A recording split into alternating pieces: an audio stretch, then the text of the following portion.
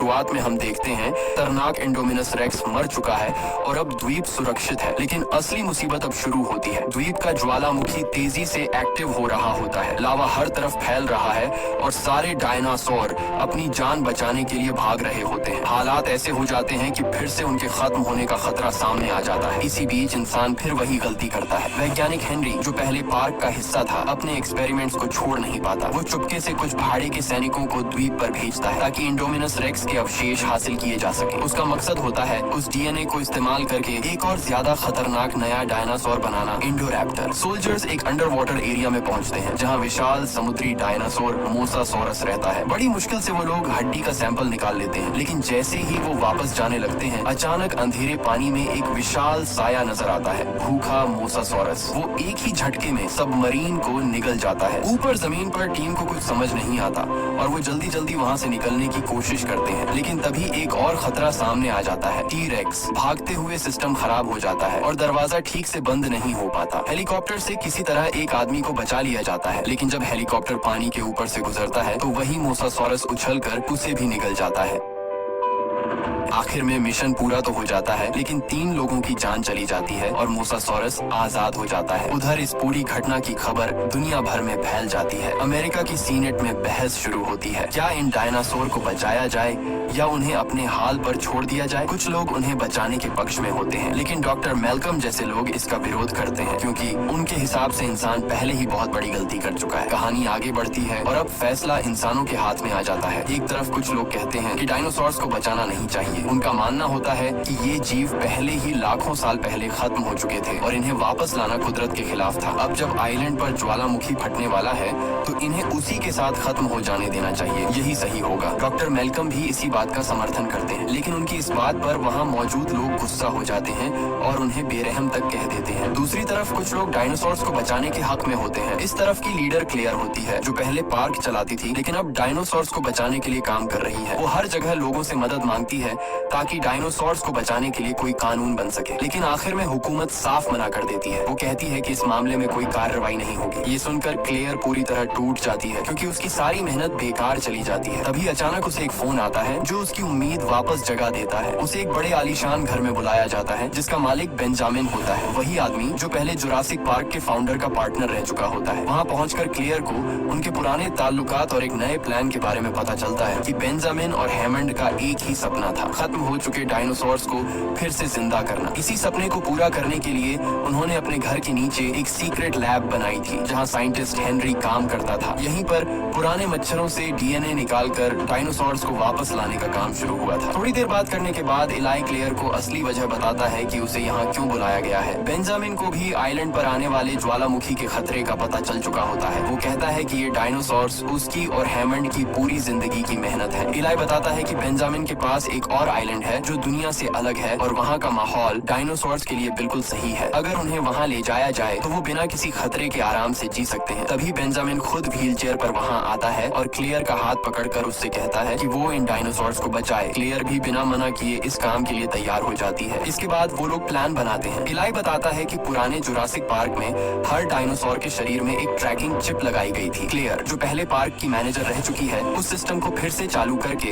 हर dinosaur की location पता कर सकती है। इससे कम समय में ज्यादा डायनासोर्स को बचाना आसान हो जाएगा। लेकिन इलाई एक और बात बताता है, इस मिशन में एक खास डायनासोर सबसे ज्यादा जरूरी है और वो है ब्लू रैप्टर, क्योंकि वही इस पूरे प्लान की सबसे अहम कड़ी बनने वाली है। इलाई क्लेयर को बताता है कि रैप्टर लड़ाकू डायनासोर वैसे ही बहुत समझदार होते हैं और ट्रेनिंग की वजह से ब्लू तो और भी ज्यादा इंटेलिजेंट है। वो कहता है कि ब्लू शायद धरती का दूसरा सबसे समझदार जीव है। 3 साल पहले हुई लड़ाई में 4 में से 3 रैप्टर मर चुके हैं, इसलिए अब किसी भी हालत में ब्लू को बचाना बहुत जरूरी है। यहाँ एक जरूरी बात सामने आती है, इन डायनासोर्स को शिफ्ट क्यों करना पड़ रहा है। असल में आइलैंड पर पैदा होने से पहले ही उनके डीएनए में बदलाव किया गया था ताकि सारे डायनासोर्स फीमेल हों और वो खुद से बढ़ न सके। मतलब अगर उन्हें अभी नहीं बचाया गया तो उनकी पूरी प्रजाति हमेशा के लिए खत्म हो जाएगी। जब क्लेयर कहती है कि ब्लू को पकड़ना आसान नहीं होगा तो इलाई उसे सलाह देता है कि वो ओवेन को इस मिशन में शामिल करे। क्लेयर और ओवेन पहले साथ थे, लेकिन इंडोमिनस रेक्स वाली घटना के बाद उनका रिश्ता टूट गया था। ओवेन बताता है कि उसे पहले ही इस मिशन के लिए बुलाया गया था,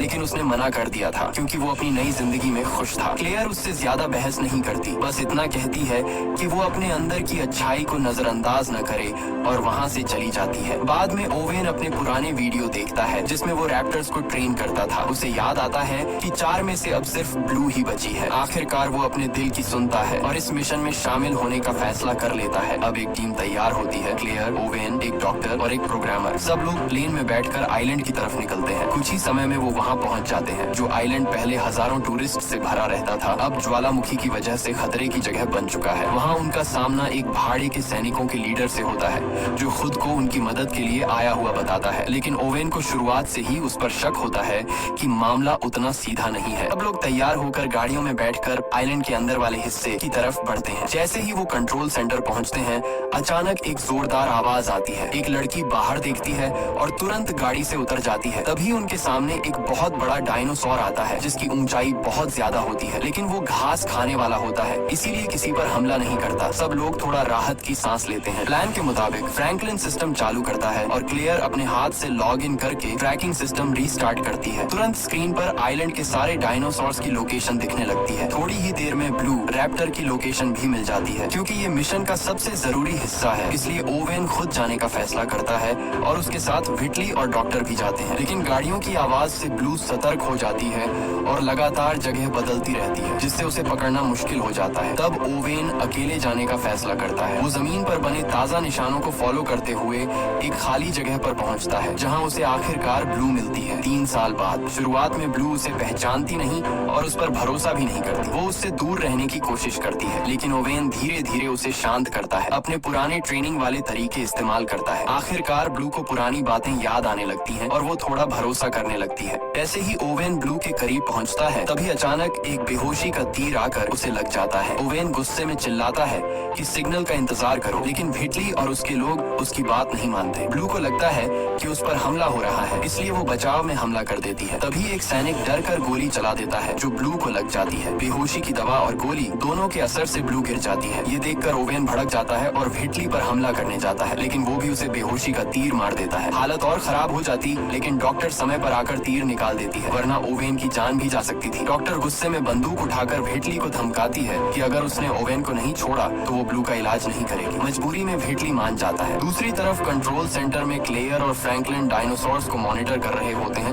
तभी अचानक जमीन जोर से हिलती है। क्लेयर कुछ समझ पाती उससे पहले ही व्हिटली के लोग चुपके से भाग जाते हैं और दरवाजा बंद करके उन्हें अंदर फंसा देते हैं। तभी पता चलता है कि ज्वालामुखी पूरी तरह फट चुका है। व्हिटली और उसकी टीम को अब किसी की परवाह नहीं होती, वो बस पकड़े गए डायनासोर्स को लेकर वहाँ से भाग रहे होते हैं। असल सच्चाई अब सामने आती है, ये पूरा रेस्क्यू मिशन एक झूठ था। इलाई और व्हिटली मिलकर डायनासोर्स को बेचने का प्लान बना चुके होते हैं। उनकी बात एक छोटी लड़की सुन लेती है, लेकिन उसे डांट कर चुप करा दिया जाता है। उधर क्लेयर और फ्रैंकलिन कंट्रोल सेंटर में फंसे होते हैं, लेकिन हार नहीं मानते। वो बाहर निकलने का रास्ता ढूंढते हैं और आखिरकार एक गुप्त रास्ता मिल जाता है। लेकिन जैसे ही वो आगे बढ़ते हैं, सिस्टम अलर्ट देता है कि अंदर कोई खतरनाक जीव है। तभी अंधेरे में एक डरावना डायनासोर सामने आता है। उसी वक्त लावा भी अंदर आने लगता है, जिससे हालात और खतरनाक हो जाते हैं। किसी तरह वो उस डायनासोर से बचते हैं और पास के एक इमरजेंसी रास्ते से बाहर निकल जाते हैं, लेकिन खतरा अभी खत्म नहीं हुआ होता। दूसरी तरफ ओवेन, जो बेहोशी के असर में होता है, एक और बड़े डायनासोर के सामने आ जाता है और अब उसकी जान फिर से खतरे में पड़ जाती है।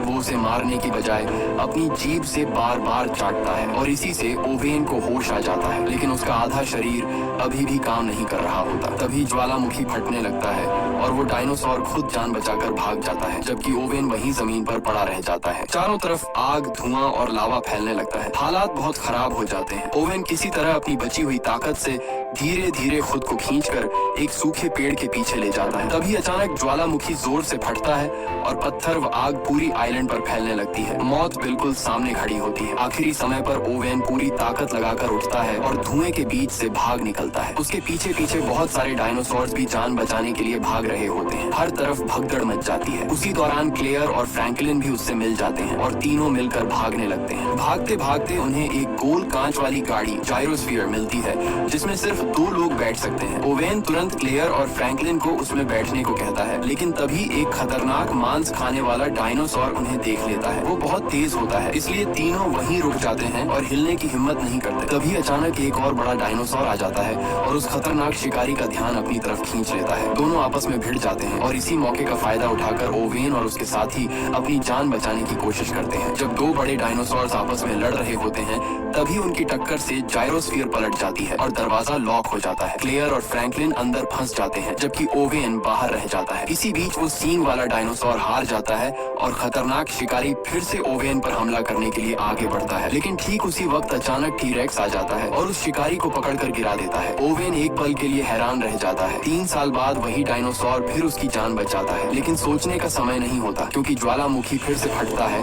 और चारों तरफ धुआं और आग फैल जाती है। तीनों किसी तरह भागते हुए आइलैंड के किनारे तक पहुंचते हैं, लेकिन धुएं की वजह से कुछ दिखाई नहीं देता और क्लेयर और फ्रैंकलिन की जायरोस्फीयर सीधे समुद्र में गिर जाती है। शुरुआत में वो पानी पर तैरती रहती है, लेकिन फिर गर्म पत्थरों से उसका शीशा पिघलने लगता है और पानी अंदर भरने लगता है। उनकी जान खतरे में पड़ जाती है। आखिरी समय पर ओवेन पहुंचता है और किसी तरह कांच तोड़कर उन्हें बाहर निकाल लेता है। तीनों तैरकर किनारे पहुंचते हैं। वहां वो देखते हैं कि भाड़े के सैनिक डायनासोर्स को जहाज पर चढ़ा रहे हैं। अब साफ हो जाता है कि ये रेस्क्यू नहीं, बल्कि डायनासोर्स को बेचने की साजिश है। क्लेयर को समझ आ जाता है कि उसे और ओवेन को इस मिशन में सिर्फ ब्लू को पकड़ने के लिए इस्तेमाल किया गया था। ओवेन तुरंत एक छोड़ा हुआ ट्रक पकड़ता है और तीनों तेजी से जहाज की तरफ भागते हैं। सही समय पर वो जहाज में चढ़ जाते हैं और छिप जाते हैं। उधर आइलैंड पर बाकी डायनासोर्स मरने के कगार पर होते हैं। एक बड़ा डायनासोर किनारे पर खड़ा होकर आखिरी बार जोर से आवाज लगाता है, जैसे अपनी किस्मत को स्वीकार कर रहा हो, और फिर धुएं में गायब हो जाता है। इसके साथ ही वो आइलैंड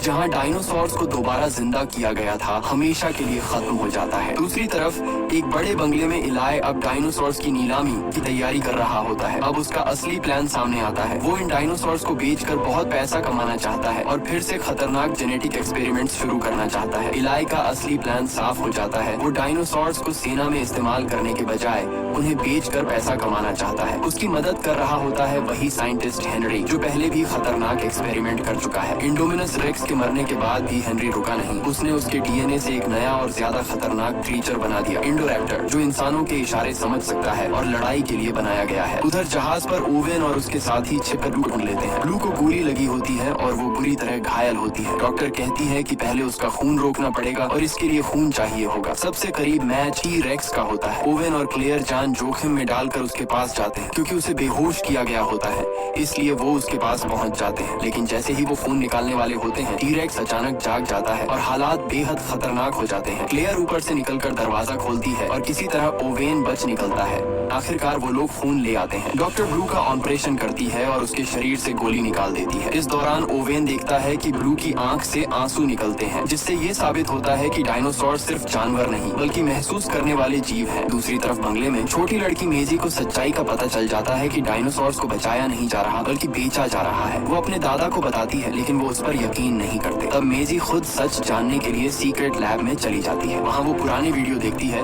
तभी इलाय और हेनरी भी वहाँ आ जाते हैं। वो लोग इंडोरैप्टर के बारे में बात कर रहे होते हैं और बताते हैं कि ब्लू इस नए क्रीचर को पूरा करने की आखिरी कड़ी है। हेनरी इस प्रोजेक्ट को लेकर पागल हो चुका होता है, जबकि इलाय को सिर्फ पैसों से मतलब होता है।